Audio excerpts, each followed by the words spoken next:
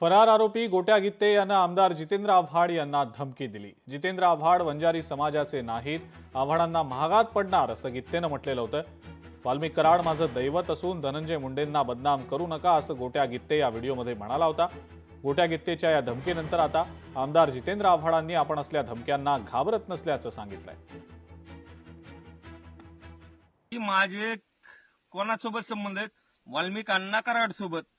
ते काही गोष्टीमुळं तिथं मी त्यांचा एक कार्यकर्ता आहे की अगर त्यांना मी कुठं हे केलेलं नाही, अगर काही संबंध नाही माझा, पण हे जितेंद्र आव्हाड, संदीप सोनवणे खासदार साहेब आणि काही ते दामने मॅडम, की दामने मॅडम तर काय म्हणतात की मी काहीतरी आपलं हे केलं, कोणातरी मुलीला घरातून उचलून येतो आणि तुमच्या त्याचे ते नंबर असतात, आपलं केस नंबर असते ते बघा, माझ्यावर जे आहेत ते नंबर हे करा तुम्ही।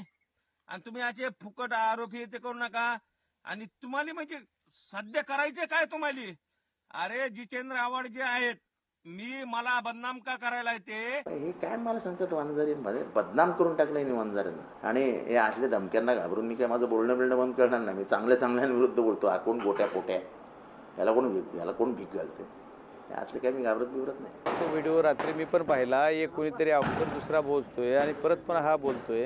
तर मग हे आप म्हणताय आमचं पोलीस यंत्रणा आहे की यांना काही सापडत नाही आणि हा तो जगजाहीर आरोपी असणारा व्हिडिओ देतोय। मग आता हे पोलिसाचं अपयश आहे का यश आहे? गृह खात्याचं सुद्धा काय बघितलं पाहिजे, गृह खात्याची म्हणजे काय म्हणायचं की मुख्यमंत्र्याला झेपा नाही काय वाटायला मला। लोकशाही मराठी ऐका, पहा, जागरूक रहा।